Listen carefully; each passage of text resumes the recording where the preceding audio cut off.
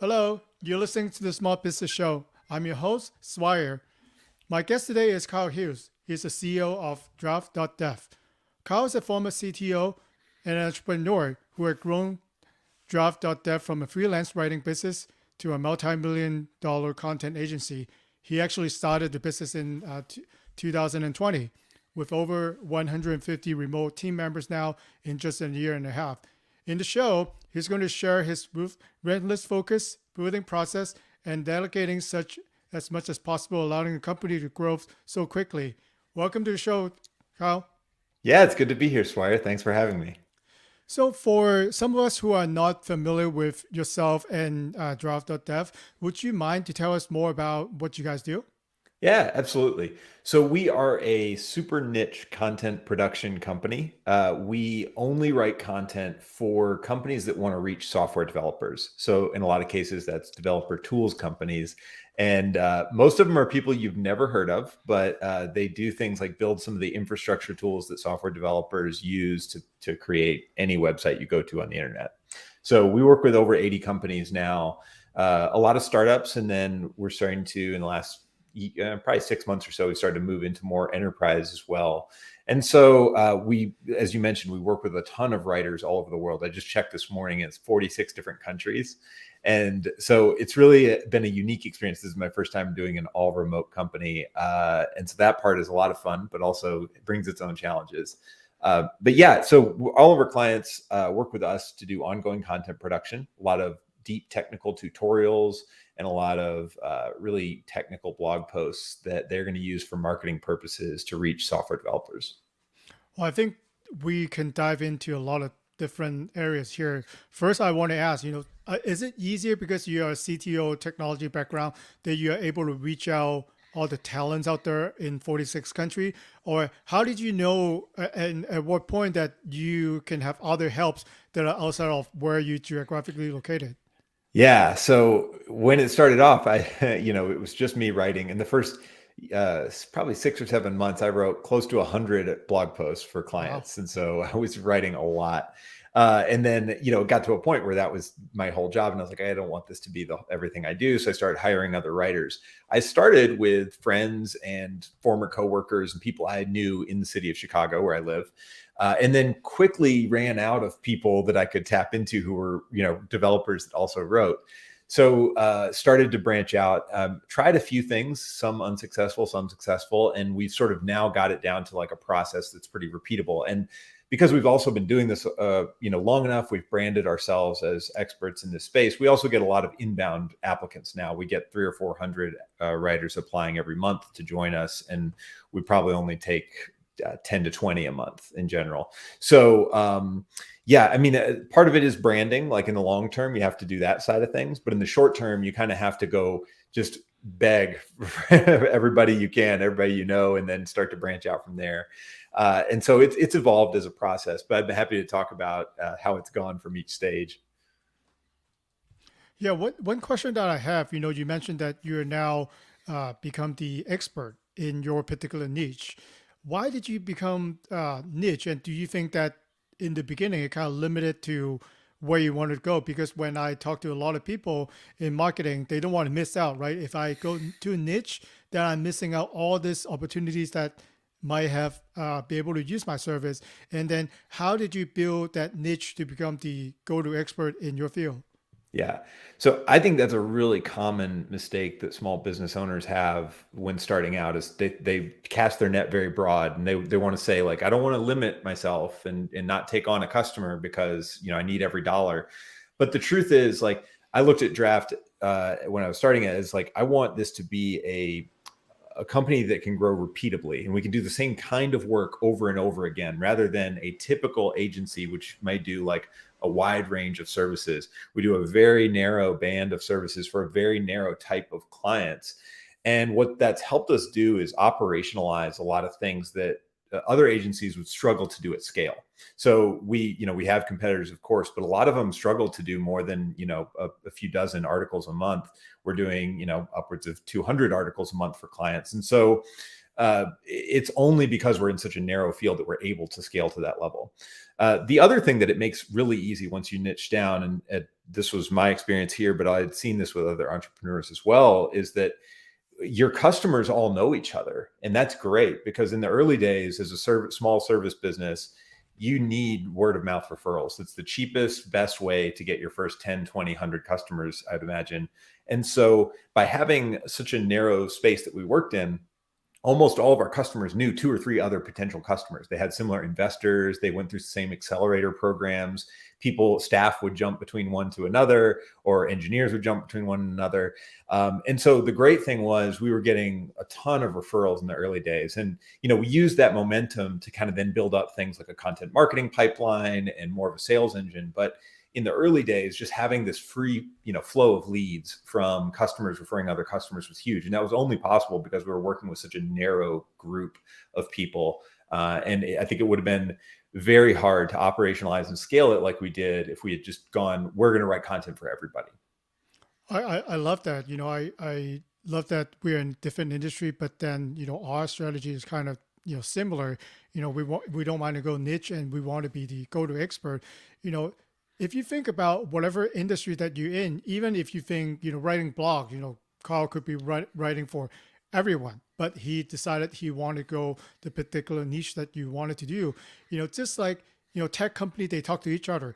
When you do like a mom and pop local businesses, parents talk at football games, right? Exactly. There are other people talk at, wherever they see their colleagues and, industry gathering. So wouldn't you want your business, your brand to be the talk of their focus? And how would that, help you as far as a business owner in word of mouth marketing?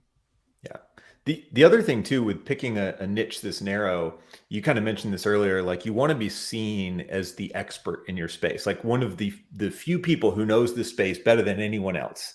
And if I had gone into, as a former CTO, if I'd gone into like just general marketing and said, I'm going to be the best marketer ever, nobody would believe me. I mean, I'd never really held a marketing position, much less like be the best in the world at it. And so a bit of it was like picking a niche where there wasn't competition that was quite as well known as myself. And so, sure, we have competitors. There are other companies that have done this, the same time and before us, but it wasn't so competitive that I couldn't make an impact pretty early on. And that was huge for just, getting expertise out there, becoming kind of one of the few go-to sources for this sort of content. And I think a lot of entrepreneurs sort of miss out on that potential for branding themselves as an expert because they try to go too wide instead of narrowing down to a really, really narrow space that only 2 or 3 people are actually competing with you in. Well, I think the name recognition certainly helps, because, there are times that myself included, I'll just want to go for the cost, I would want to use that word. But then if I know that I need to go do a good job, I need something nice, I want something that quality, I go for the name brand, or in the whatever industry that particular that the service is in, I want the best, so they're always price concern, right? They're always someone who could do it cheaper. But then when, a client actually needs something to do it right, they would always go to the name brand and with the name recognition. Yeah, for sure. And the other thing too, in the early days, it's very hard to compete on price and grow. I think I've seen this too with friends that own service businesses. They start off undercharging for their services because they think that's the foot in the door, and then they never get enough margin to pay other people. And so they're constantly stuck in doing the work, and they never get to pull out and work on the business instead of in the business, as they say. And so that was a big intentional move for me from the beginning. It's like, we don't want to be the cheapest. We may not be the most expensive service provider in our space, but we definitely don't want to be, scraping the bottom of the barrel for the cheap one. So we want to really brand ourselves as a premium offering. And I think it's the way I would always go starting a business. I know there's, the Walmart argument or the Amazon argument, but they didn't necessarily start that way either. There's kind of, you have to get to a certain size where you can maybe then cut costs like that. But early on, it's just very hard to compete if you're going to go on the low price spectrum. Yeah, I really love our discussion here. So I want to jump back, for your experience, and if you could share some of the process that you have. You run a big remote working team, and how do you actually track, the play in productivity? And are you like crazy managing all the people at the same time, or what process do you actually have? Yeah. So, when I started Draft.dev, I wanted to go all remote from the beginning. I'd never been in a fully remote company, to be honest, but I thought that with both the pandemic happening, but also just like the future seeming to head this direction for the last few years, like the tools are getting better.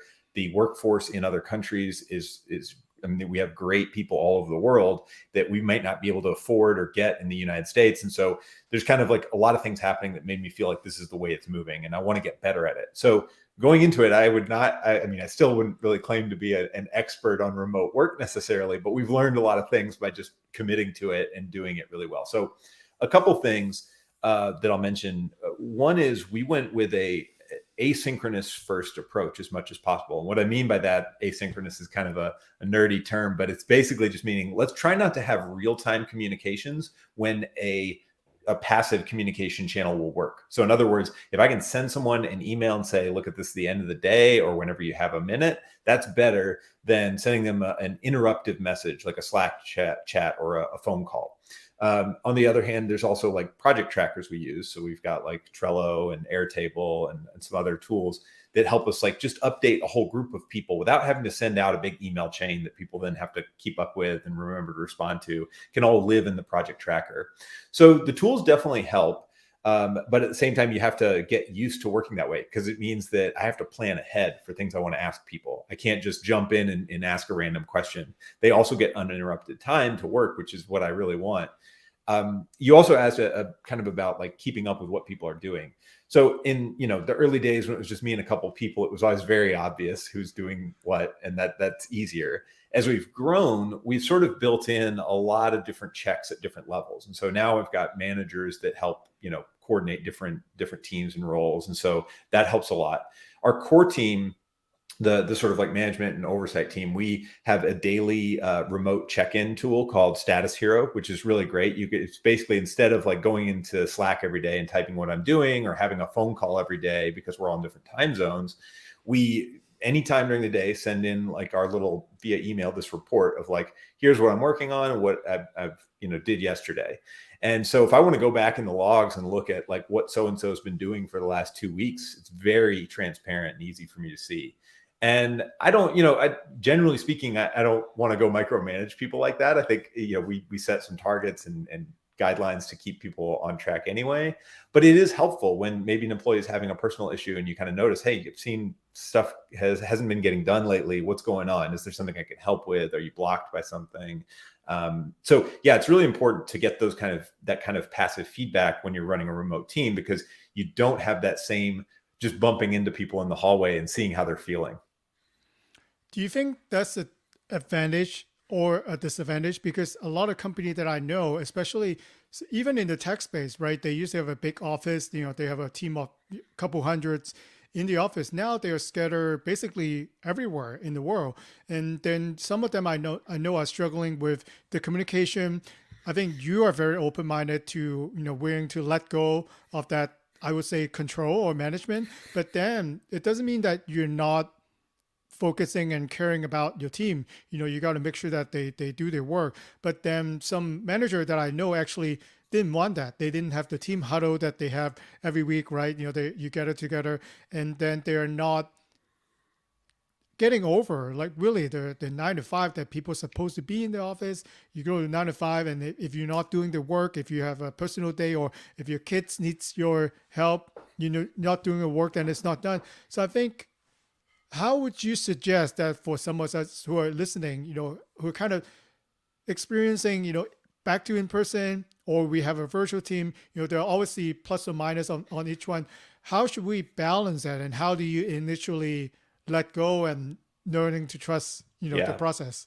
That's a great question. I think a lot of those fears come from not having good controls or metrics in place for every role on your team. So for example, I'll just kind of make this very specific so that it's easy to visualize. Like we have a lot of editors on our team, and there's different editorial roles, but because we have enough of them working enough hours, we know how much output an editor should typically have in a month. And it's very easy for us to run a report and say, whoa, this editor is way off. They didn't, produce enough, or they're producing way more than they normally would. What's going on? And we can all, like, I could run that report, or their direct manager, our managing editor could. And so that's sort of the key thing here, is like knowing what each role is supposed to be doing, and then having a way to like look at their output and just see, is it what we expect, or are they way off expectations? Some roles that's harder to get than others, I'll admit. Managerial roles, it can be kind of hard to give them really quantifiable numbers for every single thing they're doing, because a lot of what they're doing might just be checking in with teammates and keeping other people busy. But I think that like there's sort of the book on OKRs that people talk about a lot. The name is escaping me, but that one I read a couple of years ago, and that really got me thinking about like setting these kind of organization level metrics all the way down the org chart, so that everybody's got something they know they're reporting for, and how that impacts the bigger picture. So part of it is like missing out on the just not having good checks in place and numbers for every role. The other thing that's hard, though, what I've struggled with most, and honestly, this is where I'm still figuring out, like, what do I do, is having a FaceTime with people. I miss it some, but also like it's hard you have to schedule it. It's like a lot, you have to be much more intentional about it. I don't just get to pass an employee in the hall who's not my direct report and just say, hey, how's it going? Good to see you. I've got to schedule time with them. And then there's probably like some anxiety, like, oh, the CEO's meeting with me today. Like, what's that mean? Like, is it bad news? Like, so one thing I'm trying to figure out is how do I build that cadence into my work style and to theirs, so that they don't think it's a big deal, but also that we can kind of have a casual chat. And this is something I'm like open to feedback on. We're experimenting with some things, but like definitely looking for more ideas in that area.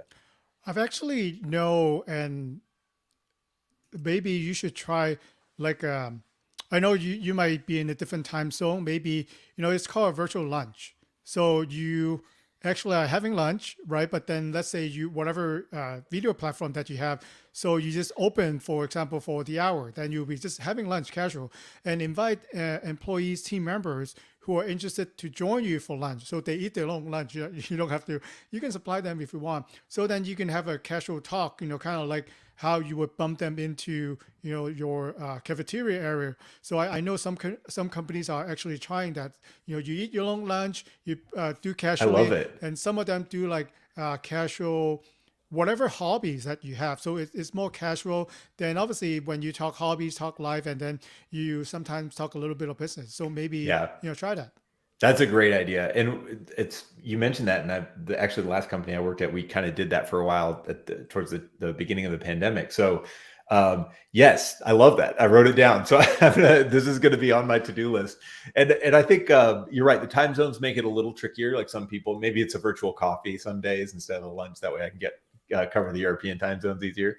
But just generally, like we do things like we have a weekly quiz that goes out to everyone on the team, and you can choose to play the game or not, but and then the next week you get the results and you see how you did, and you can compare yourself to other people, and we always have a big email thread joking about who did well and who didn't.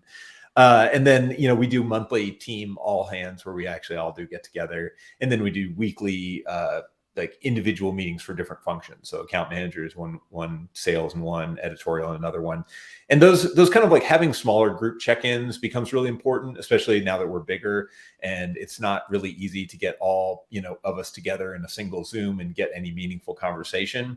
So that's been a key too, is just figuring out how to, break up these little groups and then allow them to set up their own meetings on their time zones that are most convenient. Yeah, like you said, this is something that I would want to try to figure out too, for people that I come in contact with.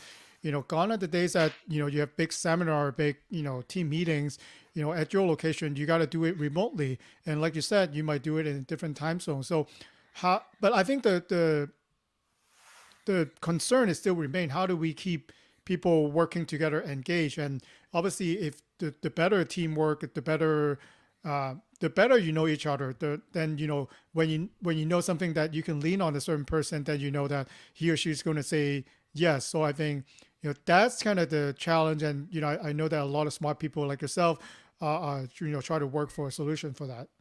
Yeah, definitely. I think there are a lot of tools in this space too that are getting more popular. So trying those out is one of my I don't know, mandates to myself this year. It's just like trying lots of little things out, seeing what works for us.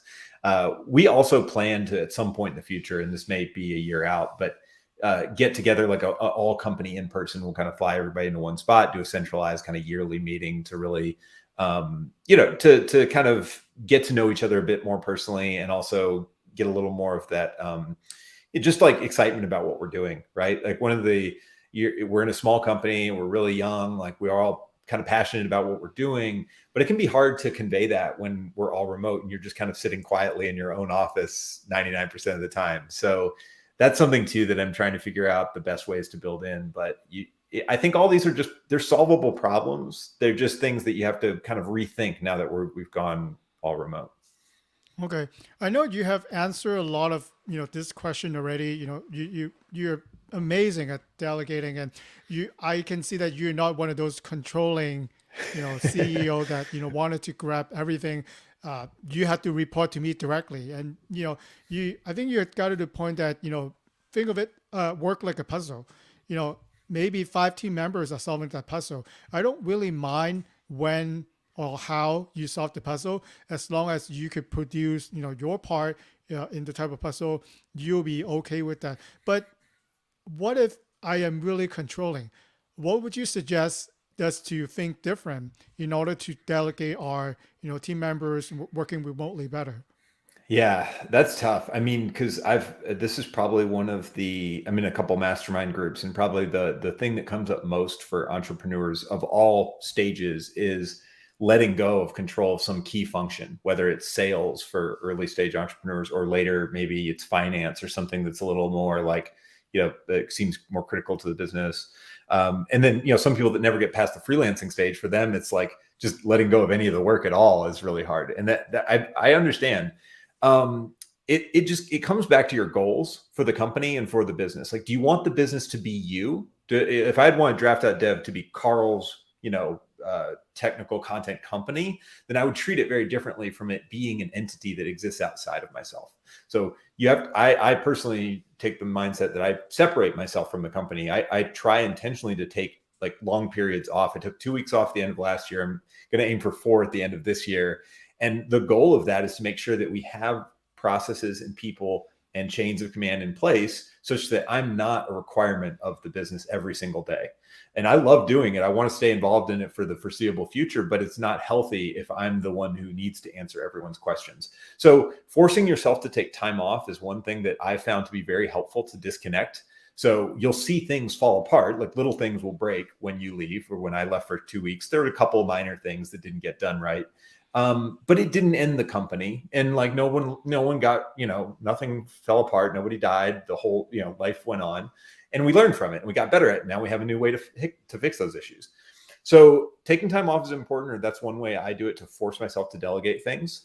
The other thing is like accepting the fact that, especially I think a lot of technical experts, like people who are, say, a really good designer who own a business, or a really good engineer who owns a business, they think, and maybe rightfully so, that no one else in the world could be quite as good as them. But if you separate yourself from that and you say like, well, the client maybe doesn't need exactly as good as I'm going to do it. Like maybe 80% of what I would do would get them there and they'd be good enough. And in almost every case, that's true. I used to write every single article, and I drew away from that. And as I did, it wasn't like we lost clients. Clients just said, well, this is maybe not Karl writing it, but it's still really good. And I was like, okay, well, that's good enough then. So I think that's part of it, is just accepting that, sometimes things won't be as good as you, but then eventually in the long run, they get better than you would do. So another example, a counter example to that point, I'm not a good editor. And when I first started working with other writers, I was terrible. I didn't even know how to edit. I just rewrote most of what they did instead of actually working like an editor would, a professional editor. And it wasn't until I hired another editor who worked with our writers and actually did this professionally that I realized how bad I was and how much it just took my time and energy and was not a good fit for me. And so there's times when, yes, you may be the best at it, but there's other times when you're doing things that you're not the best at it. So yeah, obviously the things that you suck at, you should definitely give up. Even the things you are really good at, you have to eventually say like, I want the business to be bigger than just me. I want to separate from it and allow us to be not quite as good as me, but just accept that that is part of growing. And, you can now offer new things to clients that you weren't able to do before. It's crazy that you're able to figure out within a year of time. It took me a very long time to actually come to that conclusion. So I think the first part is, if you are the face of your business, then you are obviously the best in what you do. But then I think the first step is, recognize that you might be good at, let's say, for example, coding, in your case, in writing and your technology, but then you may be horrible at customer service. You don't know accounting. You don't know how to build a website, for example. Then hire out, Yeah. either a team member or outsource or whatever that might be, so you can focus on what you do best. And then I really like your example for taking more vacation. I might have to copy you on that. So then you know that maybe you have something that you have to put it in place, and then it kind of forces you to have implement a certain strategies that if I'm gone for 4 weeks, this is what I think is going to happen. So I bet that you plan for all the worst case scenarios, who can solve it, how to do it, and then you're gone, right? Yeah. And then and you see what happens. couple of years later, you'll be gone like 6 months of the year, and Right. And you can still run. That's the perfect goal. Yeah. Well, look, when you look, the way I think about it is when I look at the most successful entrepreneurs who I know who've grown really big businesses that maybe someday I could get to that point, none of them are worried about the day-to-day things. Like I never see them going, oh yeah, that client's unhappy with this one particular project, right? Like they're way beyond that. And so it's a bit of that you get to that size by adopting that mentality. And they all tell me that. And so it's sort of one of those things that I've really tried to just force myself to do. And the other thing, the advantage, I'll say, like I was the first employee at the last two startups I joined. And so to be perfectly fair, yes, this is my first business I've actually started, but I've also spent 10 years like being right there next to the founders of the last two companies I worked for. And so I did get to learn a lot by just being that close to it, even though I wasn't technically, the founder. I was an early manager in both of those places. And so I got to see the importance of delegating as you're growing quickly. So, everybody has a different experience that they come in with, but for me, at least, like getting that early experience in my career, like working with small companies and working with founders was really helpful to figuring out, do I actually want to start a company and how would I do it? Okay. So I think you're the perfect person to answer this question. Challenges running a remote versus in-person team. And I want to ask you the specific that I just want more productivity. I just want growth. So how would you rate the pros and cons for each remote and in-person team? Yeah.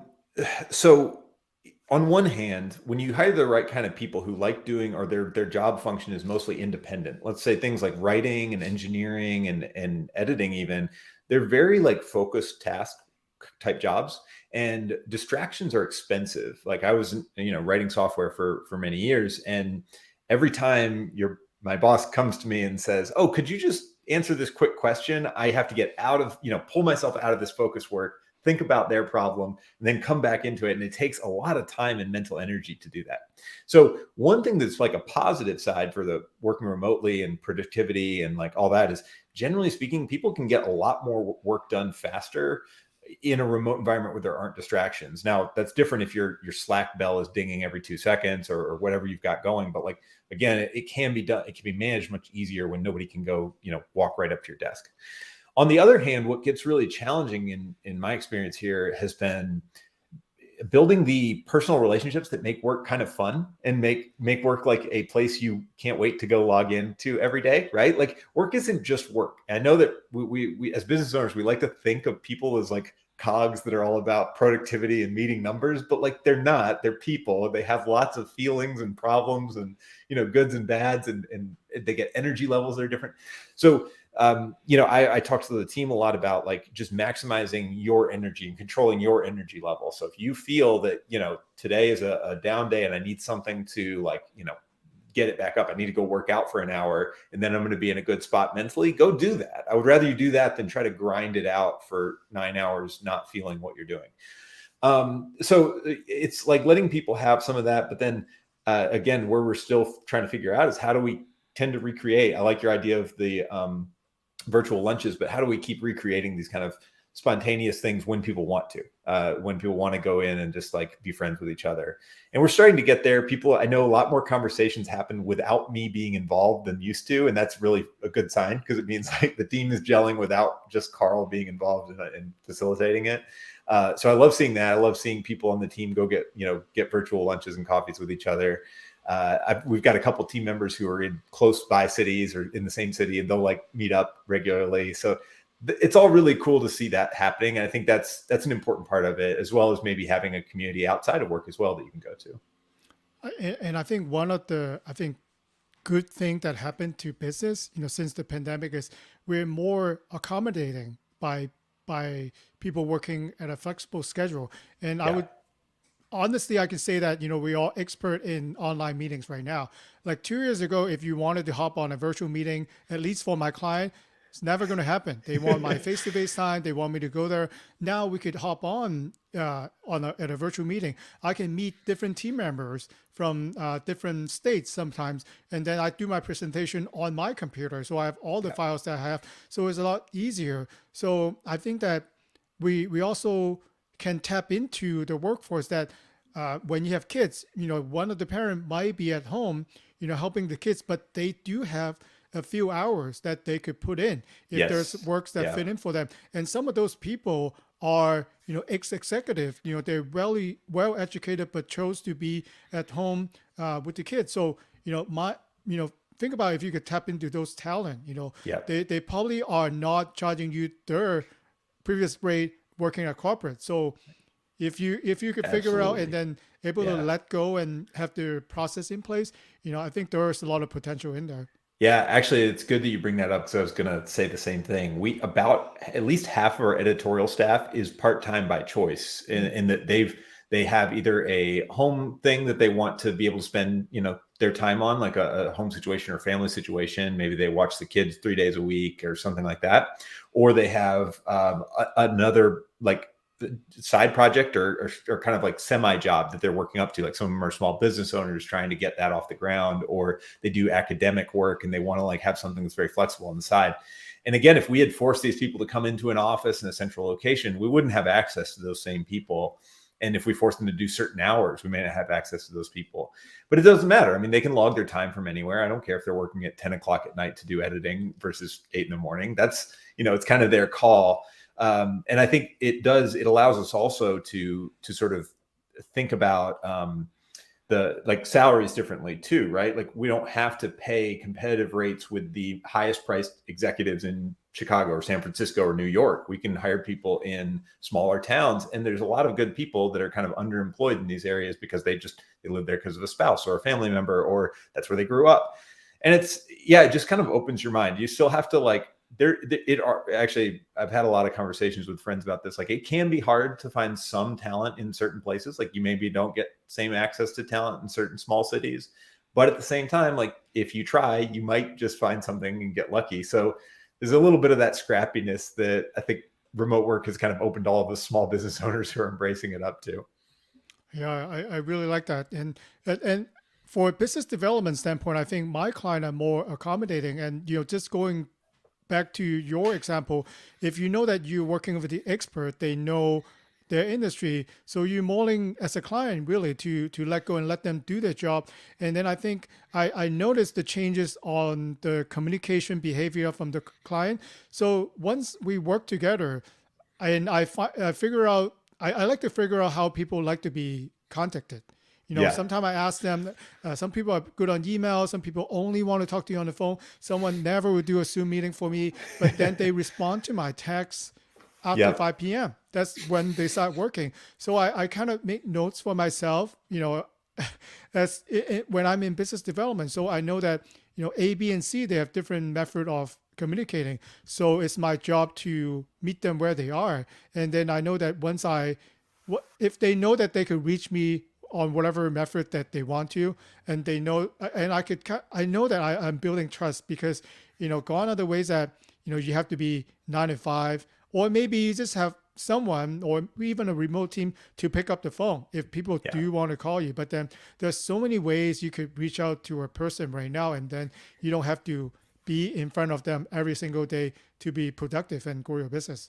Yeah. And you also get some advantages to working with different time zones where, so for example, if I had something that was kind of urgent that needed to be done overnight my time, I would ping one of our team members in either the Philippines or South Africa or Denmark and say, hey, could you handle this? I'm going to be, in bed after 9, but this needs to get done by my tomorrow. And great, there they are, like they're coming in, just starting work at that point. So there's a lot of things like that too that you can kind of take advantage of that I think a lot of people don't think about, because it's like it is harder to have a real-time conversation, but it's also you're getting off hours work while you're in your sleep time. And so hopefully, when something urgent comes in, you can kind of make that sort of thing work. Yeah, so you're actually unlocking the 24/7, Yeah. work schedule around your Yeah. teams. And we're lucky. Our work it tends to be very planned and not very like last minute changes on things. But every now and then, maybe we have to submit something by a certain deadline. It's just nice to know that that's there. We don't use it every day, but from time to time. So, Carl, for listener who wanted to find out more about you and for Draft, what would be the best way to reach out to you? Yeah, so Draft.dev is our website. If you ever want to go see what we do with technical writing and content, it's a very narrow niche. So I don't know if there's that many overlap with your listeners, but I'm also happy to just chat about business stuff on LinkedIn, Karl Hughes with a K, and then Karl L. Hughes on Twitter. I love getting on there and just talking to other entrepreneurs, whether it's about their businesses, our business, like what's working for us, what's not. If you're a software developer and you want to write, we've always got open positions for that too. So yeah, always looking to connect with new people. Thank you, Carl. Truly enjoy our conversation today. Yeah. Thanks, Swire. Bye.